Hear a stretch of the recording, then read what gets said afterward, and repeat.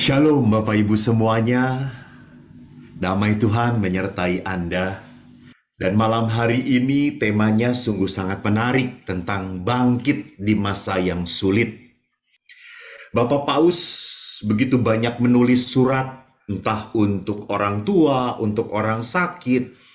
Kemarin juga dalam hari misi, Bapak Paus pun menulis surat-surat peneguhan. Bagaimana sih menjadi seorang umat yang tetap benar-benar hidup di dalam Tuhan, walaupun di masa yang sesulit ini. Ada beberapa hal yang menarik bagi saya yang dikatakan oleh Bapak Paus. Bapak Paus sangat prihatin dengan pengalaman-pengalaman kehilangan. Orang kehilangan pekerjaan, orang kehilangan kesehatan, orang kehilangan pertemuan sosial, orang juga kehilangan yang disayang, meninggal. Maka Bapak Paus mengingatkan bahwa pandemi ini membuat kita sadar. Pertama, kita tinggal di dunia yang tidak aman. Dunia yang kita tinggali ini adalah dunia yang rapuh, yang mudah patah, mudah hilang. Bisa begitu saja apa yang saya dapatkan, baru sedang saya nikmati, tiba-tiba pergi. Inilah dunia. Inilah tempat di mana kita berada. Maka Bapak Paus mengingatkan kita bahwa pandemi ini ada poin yang kedua untuk kita renungkan. Pandemi ini mendapatkan mengenai semua orang tanpa kecuali dimanapun, dan semua goyah. Itu artinya kita tinggal di perahu yang sama, dan kalau kita tinggal di rumah yang sama yang namanya bumi ini, berarti pandemi ini hanya bisa kita hadapi kalau kita berpegangan tangan. Maka malam hari ini pun kita bersama-sama berpegangan tangan. Untuk apa? Untuk mempunyai kemampuan, kemauan, dorongan untuk bangkit. Dorongan untuk melihat bahwa pandemi ini bukanlah musibah semata-mata. Bahwa di dalam pandemi ini, di balik penderitaan, selalu ada berkat. Di antara salib, selalu di seberangnya ada kemuliaan. In cruce salus. Tidak boleh sebagai seorang beriman berhenti pada cruce-nya, pada salibnya. Sebagai seorang beriman harus bisa sampai kepada keselamatan, kebangkitan.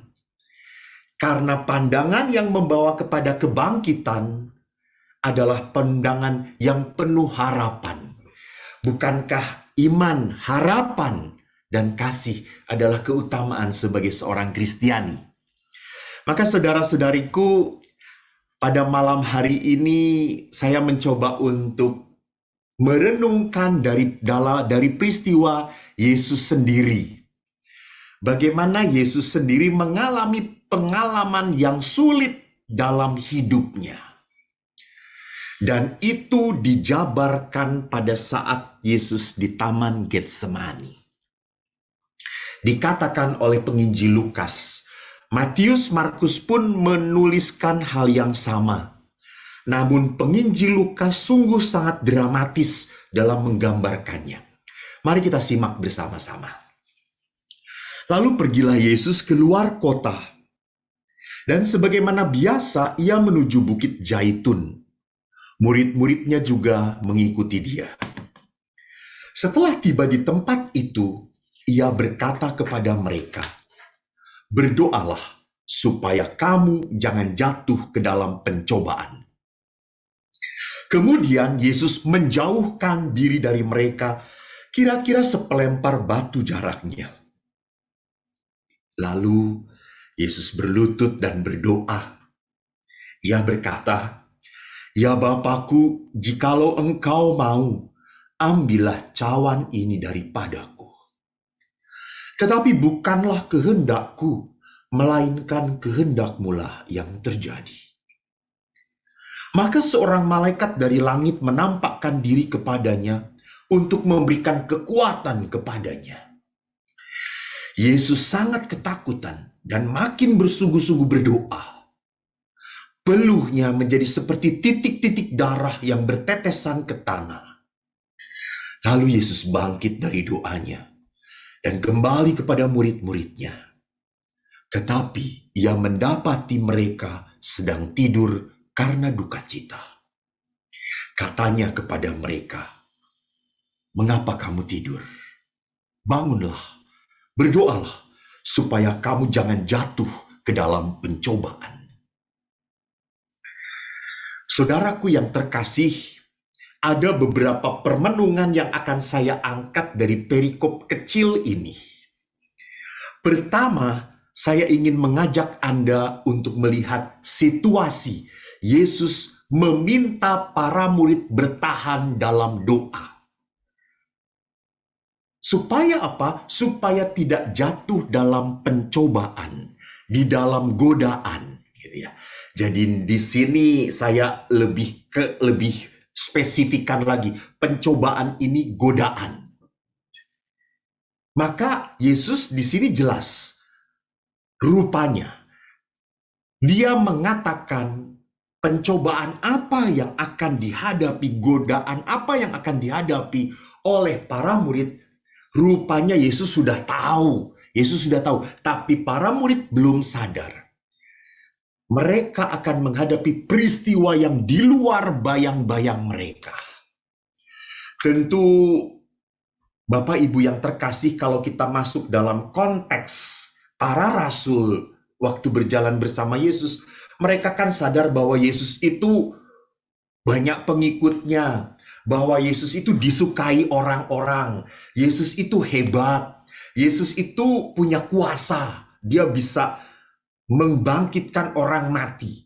Yesus bisa membuat banyak mujizat. Pasti Yesus itu tidak terkalahkan. Maka bayangan para murid Yesus itu adalah pemenang. Hebat.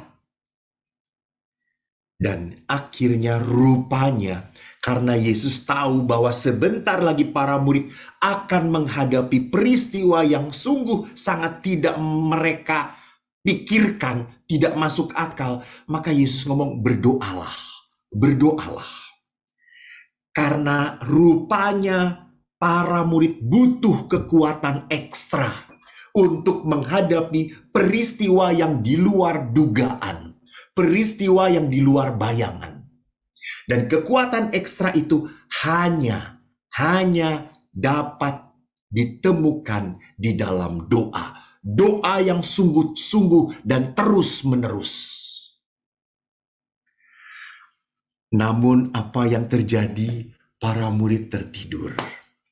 Maka saat para murid tertidur, akhirnya para murid jatuh dalam godaan. Maka apa yang terjadi? Lihat, mereka melarikan diri. Bahkan di satu saat mereka mengingkari Yesus. Jadi mereka akhirnya rapuh. Mereka akhirnya dalam tanda petik gagal bertahan dalam iman mereka. Poin yang kedua, kita lihat sosok Yesus.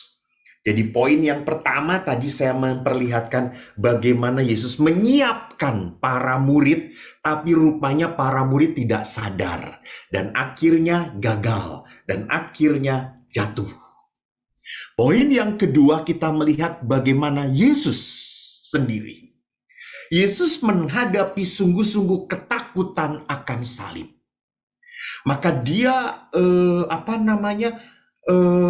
menghadapi pergumulan yang tidak mudah. Pergumulan apa yang membuat Yesus tidak mudah sesungguhnya? Saudaraku, pergumulan ada dua hal. Pergumulan penderitaan di mana Yesus akan dipukuli, memanggul salib, dirajam, dan akhirnya mati disalibkan, secara fisik itu adalah penderitaan yang harus dia jalani. Namun penderitaan kedua yang paling berat di dalam hati Yesus adalah apa? Perasaan total ditinggalkan Allah. Kenapa kok muncul seperti ini? Kenapa muncul kok ada perasaan total ditinggalkan Allah dalam apa? Di dalam diri Yesus. Karena apa? Karena toh di dalam kehidupannya, di dalam ajarannya, Yesus selalu memperlihatkan Bapa yang baik hati. Bagaimana dia yang dekat dengan Bapa. Bagaimana Bapa yang selalu menolong dia. Bagaimana Bapa yang bekerja dalam diri dia. Bagaimana Bapa yang menguasai hidup dia. Namun pada saat dia menghadapi salib, kok Tuhan membiarkan orang yang sekian lama dirasuki oleh roh Bapa mati konyol. Kenapa kalau dalam hidupnya Yesus bisa memperlihatkan kuasa Bapa, menunjukkan kerahiman Bapa? Kenapa pada saat menyongsong kematian, Bapa tidak memperlihatkan pertolongannya pada Yesus? Ini pergumulan dalam batin Yesus. Maka pada saat Lukas menggambarkan Yesus berlutut, Yesus memperlihatkan peluhnya, seperti Lukas memperlihatkan peluh Yesus menjadi seperti titik-titik darah. Jadi memang di sini diperlihatkan kesungguhan, kegentaran, kegetiran hati Yesus. Sungguh-sungguh takut. Jadi ini bukanlah sebagai sebuah dramatisasi, bukan. Tetapi ini adalah kenyataan kemanusiaan Yesus Kristus. Maka bagaimana akhirnya penginjil Lukas memperlihatkan malaikat hadir memberikan kekuatan padanya. Maka saudaraku yang terkasih, di dalam permenungan kali ini yang bertemakan bangkit di masa sulit, kita akan mencoba melihat pertama, bagaimana cara pandang kita tentang penderitaan. Karena kalau kita salah melihat tentang penderitaan, melihat tentang masalah, tentang situasi pandemi ini, maka kita pun akan salah menghadapinya. Sikap kita pun seperti itu. Misalnya, kita merasa, misalnya kayak kemarin saya dihadapi dengan seorang anak, kasihan banget gitu. Dia nangis, Romo, saya sedih sekali. Saya nggak suka dengan diri saya, Romo. Kenapa? Kata saya. Saya ini gendut dan hitam, Romo. Terus saya melihat kulit dia itu lebih putih daripada saya. Terus saya mengatakan, nak, kamu itu ndak hitam, yang hitam tuh kayak gini, kata saya perlihatkan. Ini hitam baru, kata saya. Lalu dia mulai tersenyum. Terus saya tanya, kenapa kamu tersenyum? Iya, saya baru sadar ada yang lebih hitam daripada saya ya. Iya, kata saya, kamu itu bukan hitam, kata saya yang hitam. Jadi jangan bersedih, kata saya. Lalu saya memperlihatkan apa? Bahwa dia memandang karena dirinya hitam, maka dia menderita. Jadi cara pandang yang salah ini membuat akhirnya sikap dia kepada hidup dia membenci. Nah, ini yang akan kita coba bahas bersama-sama. Pertama, bagaimana saat kita menghadapi penderitaan? Manusia itu cenderung ingin cepat dibebaskan dari penderitaan. Kalau kita sedang mengalami sakit, kita selalu berkata-kata ingin cepat sembuh.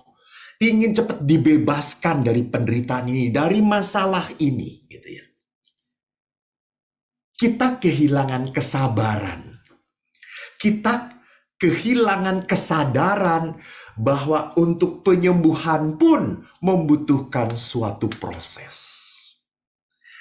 Saya teringat sekali pada saat mendoakan seorang teman saya yang tabrakan.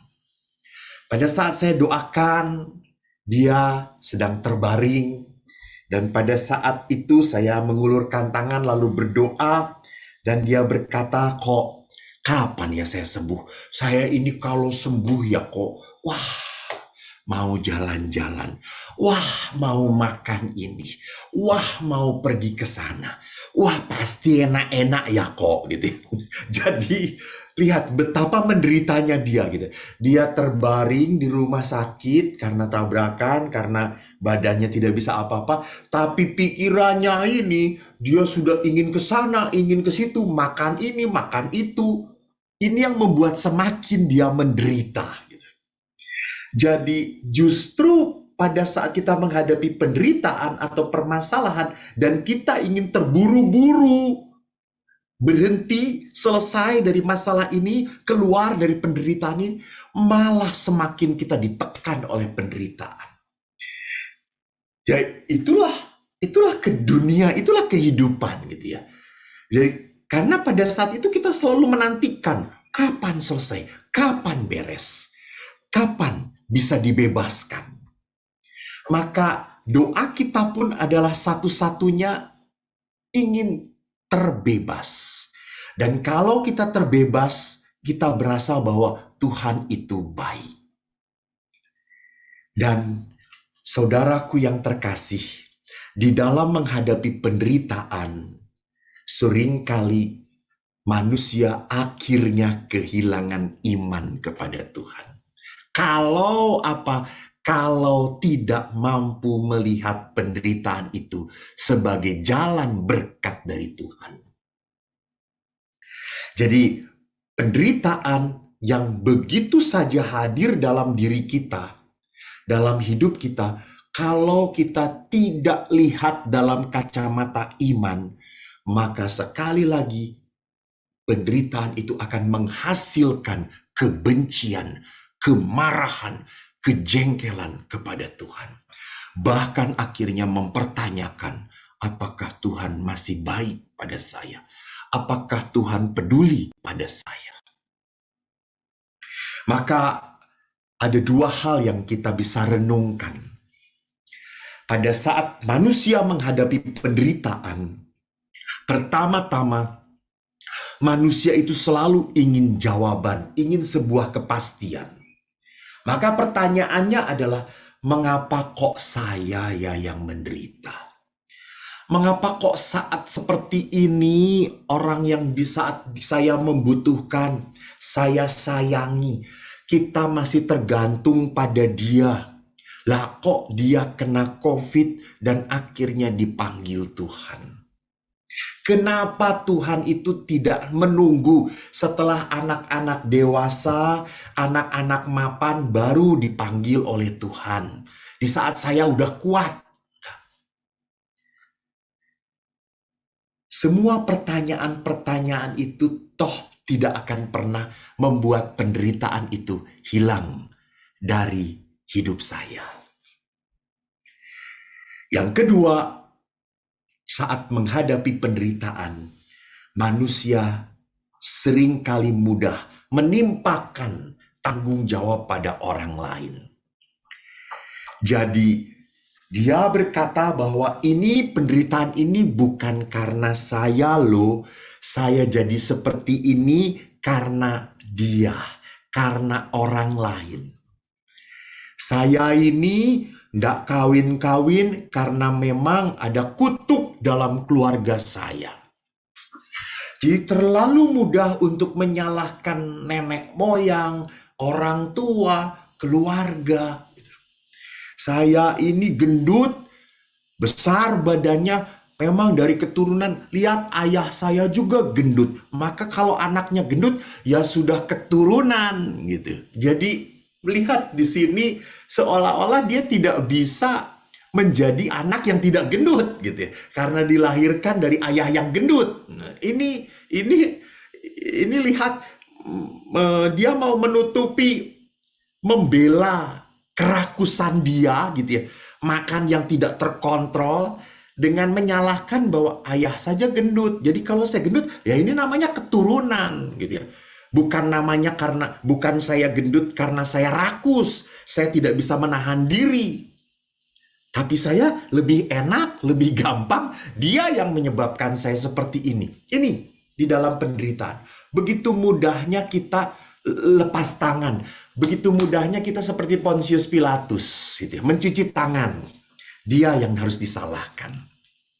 Maka saudaraku, mari kita mencoba untuk membenarkan konsep kita tentang penderitaan dari kacamata Yakobus. Rasul Yakobus membedakan antara pencobaan dan godaan. Di dalam Yakobus bab 1 ayat 13-15 dikatakan, apabila seorang dicobai, janganlah ia berkata pencobaan ini datang dari Allah. Sebab Allah tidak dapat dicobai oleh yang jahat. Dan ia sendiri tidak mencobai siapapun. Tetapi tiap-tiap orang dicobai oleh keinginannya sendiri. Karena ia diseret dan dipikat olehnya. Dan apabila keinginan itu telah dibuahi, ia melahirkan dosa. Dan apabila dosa itu sudah matang, ia melahirkan maut. Jadi Yakobus ingin memperlihatkan bahwa benih dosa itu ada dalam batin kita. Jadi manusia itu dicobai oleh apa? Oleh keinginan-keinginan yang tidak teratur dalam batin. Dan kalau ini diberi makan, gitu, lihat di sini. Apabila keinginan ini dibuahi, diberi makan, diikuti terus, maka dia akan melahirkan dosa. Dan apabila dosa itu sudah matang, ingat Santo Paulus berkata, upah dosa adalah maut. Jadi memang koneksi antara dosa dan maut itu toh dipegang juga oleh Yakobus. Gitu. Jadi di sini lihat bahwa manusia itu terjerat oleh apa? Oleh keinginan di dalam batin dia. Kecenderungan-kecenderungan yang tidak bisa dikontrol. Kecenderungan-kecenderungan yang tidak bisa ditahan. Jadi ada orang toh melihat hal yang sama, tetapi reaksinya berbeda, gitu ya. Jadi melihat sesuatu yang sama, perasaan batinnya berbeda. Jadi misalnya saja gitu ya, ada seorang pastor Eko. Pastor Eko kan masih muda. Waktu itu saya dengan Pastor Din gitu ya. Pastor Din itu kan pasturnya saya, itu senior gitu ya. Lalu ada ibu-ibu datang ke Pratista pakai rok pendek. Saya itu melihat dan menikmati, gitu ya. Sedangkan Pastor Din itu melihatnya, dia tidak menikmati, gitu ya. Dia mengatakan, ibu, nanti lagi kalau ke Pratista, jangan pakai rok pendek ya. Yang tergoda si Eko, gitu. Besok lagi pakai roknya lebih panjang. Nanti Eko jadi ngiler, gitu. Jadi perlihatkan, jadi hal yang sama bagi saya itu godaan. Itu membuat saya jatuh. Tetapi bagi seorang imam yang sudah bijaksana, yang sudah banyak hidup di dalam roh Allah, dia mengatakan, tolong ditutupi, supaya yang lain tidak jatuh dalam godaan. Jadi percis di sini, bagi yang satu, rohnya, batin dia sudah bisa teratur. Bagi saya, Eko ini, rohnya belum teratur. Gitu. Maka pada saat rohnya belum teratur, nafsu, kedagingan yang lebih muncul daripada keutamaan. Nah, orang itu dicobai oleh keinginan dalam batinnya dia. Ini yang akhirnya kita harus sadari polanya. Nah, maka dikatakan juga antara tentang pencobaan, godaan, dan ujian, menguji. Ingat, ini dua konsep yang berbeda. Jadi jangan disamakan, jangan tidak ada distansi, tidak ada perbedaan. Pencobaan dalam konteks pengujian dan pencobaan dalam konteks godaan itu beda. Di dalam Mazmur 66 dikatakan, engkau telah menguji kami dan telah memurnikan kami. Jadi lihat di sini, pencobaan itu dilihat sebagai ujian untuk memurnikan. Sesungguhnya aku telah memurnikan engkau, namun bukan seperti perak. Aku telah menguji engkau dalam dapur kesengsaraan. Di dalam kitab Yesaya. Jadi memang di dalam perjanjian-perjanjian lama, konsep godaan dan cobaan pun masih tetap konsisten dibawa dalam konsep perjanjian baru. Bahwa pencobaan itu ada godaan, ada ujian. Maka di sini kita coba perjelas tentang godaan, cobaan ini sebagai sebuah ujian atau sebagai sebuah godaan. Ini kita lihat di sebelah kiri yang pertama kali, kita lihat bahwa ini adalah godaan. Iblis meminta Yesus mengubah batu menjadi roti. Ini godaan. Iblis meminta Yesus menyembahnya agar memperoleh segala kemuliaan di dunia. Dan iblis meminta Yesus mencobai Tuhan Allah. Di sini lihat bahwa godaan ini yang terjadi dalam diri Yesus untuk apa? Untuk menjatuhkan Yesus. Jadi godaan itu tentunya bukan dari Allah. Godaan itu dari iblis, dari kuasa jahat. Dan godaan itu pun bisa terjadi di dalam batin kita, roh manusia. Karena roh manusia itu kan roh yang lemah. Paulus berkata kedagingan, gitu kan? Kita diatur oleh kedagingan kita, kemanusiaan kita. Bisa jadi itu menjadi godaan yang ada di dalam batin kita. Contohnya, orang sedang diam-diam, sedang ngelamun, orang saking kecapean, terlalu banyak tugas, lalu mikirin, hal-hal yang jorok, hal-hal yang seksualitas, berbau sensualitas. Ini gitu. Tidak ada yang merangsangnya, gitu. Tidak ada yang iblisnya, tetapi muncul dari keinginan di dalam badannya dia, kedagingan dia. Gitu. Ini godaan supaya jatuh dalam dosa. Maka tadi dikatakan di dalam surat Rasul Yakobus, kalau engkau beri makan, kalau ikuti terus, kamu akan jatuh dalam dosa, gitu ya. Jadi rangsangan ini, godaan ini, kalau diikuti, kamu akan jatuh. Maka Yesus jelas menghadapi godaan satu, menolak. Tapi pada saat Yesus pada saat Yesus mendapatkan ujian, Yesus berkata, jika mungkin piala ini berlalu daripadaku, namun terjadilah menurut kehendakmu. Lihat, Yesus tidak menolak piala penderitaan itu. Dia menerima piala penderitaan itu. Sebagai apa? Sebagai tugas dan tanggung jawab sejalan dengan kehendak Allah. Maka di sini pun lihat, di sini Abraham pun mempersembahkan anaknya Ishak. Itu adalah sebagai sebuah cobaan, ujian. Dalam kesemuanya itu, Ayub pun tidak berbuat dosa dan tidak menuduh Allah berbuat yang kurang patut. Jadi, kalau melihat konteks di dalam kitab suci, ujian itu muncul seringkali di dalam permasalahan tentunya, di dalam penderitaan tentunya, di dalam hal yang menyakitkan tentunya, dan Allah memperbolehkan ujian itu tampil dalam hidup kita sebagai apa? Sebagai alasan untuk pertobatan, pengudusan, dan akhirnya sampai pada kemuliaan Tuhan. Karena kalau kita kontekskan dengan bacaan tentang penderitaan Yesus, Yesus berkata, berdoalah, berdoalah, berdoalah, supaya kamu kuat menghadapi godaan, cobaan. Maka pada saat Allah membiarkan kita diuji, itu membuat hati kita menjadi bertobat dan akhirnya toh menghadirkan kemuliaan Tuhan.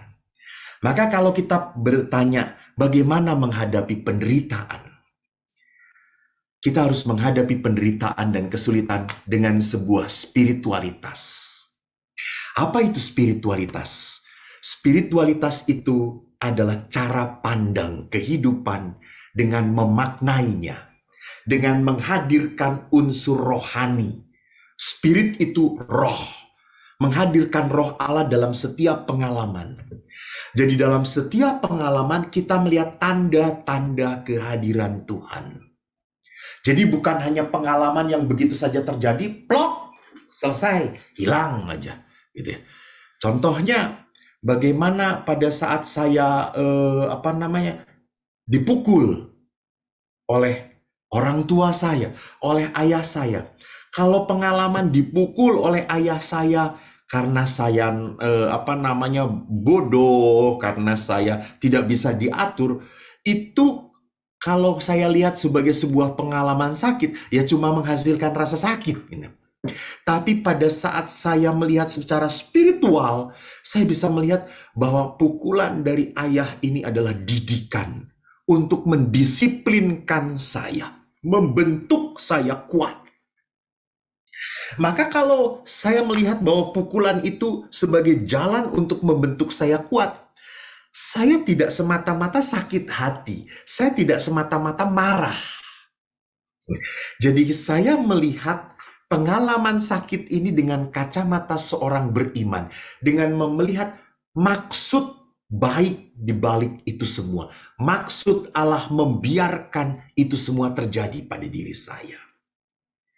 Maka bagaimana makna penderitaan itu bisa kita peroleh?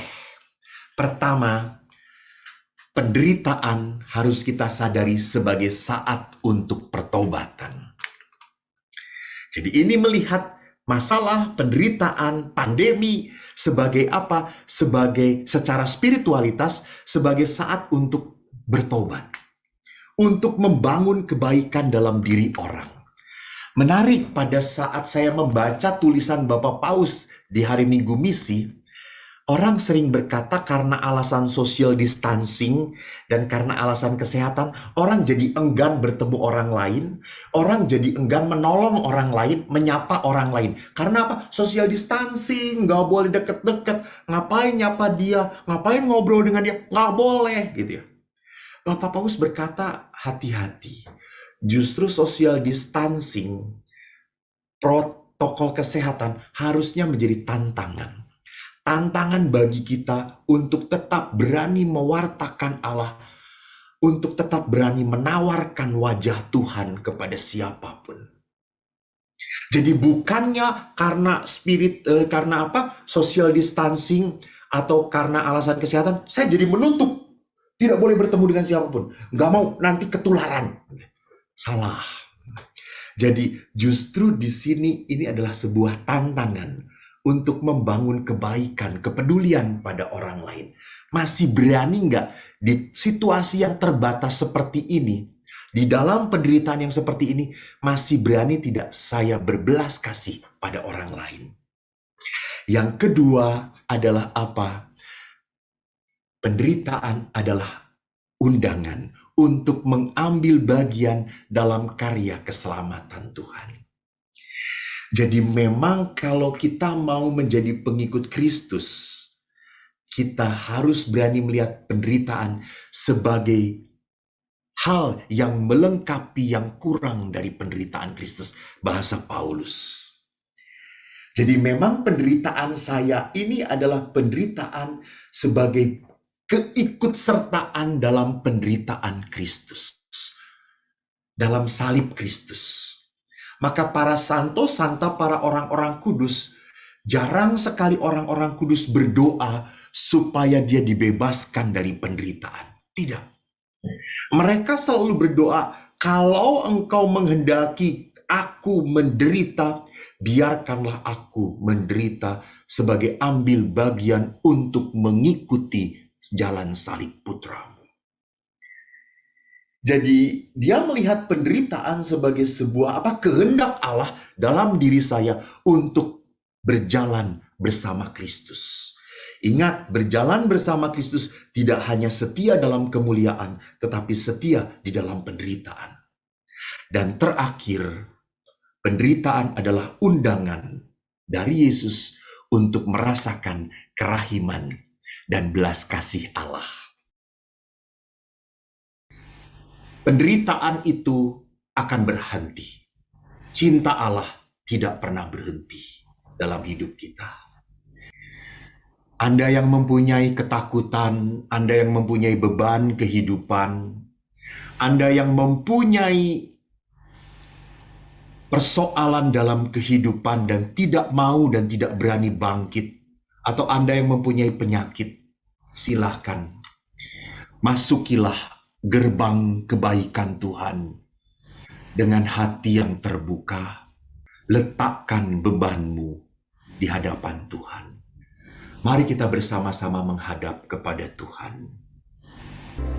Tuhan Allah yang Maha Rahim, malam hari ini Kau jamah anak-Mu satu demi satu. Tidak ada satu anak pun yang Kau lupakan. Tidak ada satu penderitaan pun yang Kau biarkan. Kuatkanlah anak-anak-Mu dikala menghadapi sakit, dikala menghadapi permasalahan, dikala menghadapi ketakutan dan kekalutan hidup.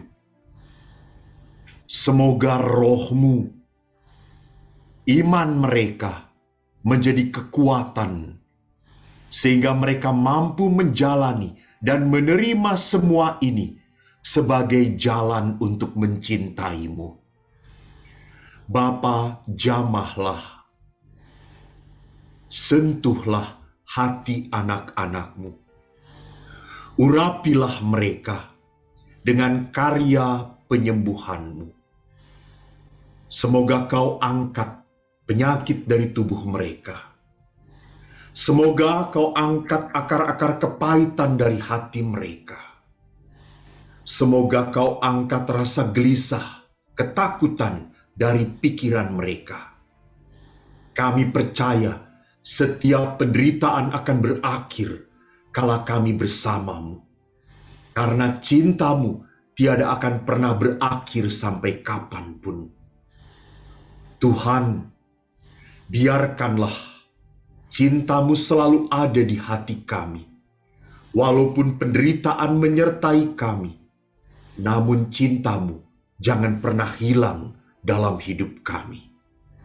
Maka Bapa, kami merentangkan tangan, memohon berkat-Mu untuk anak-anak-Mu.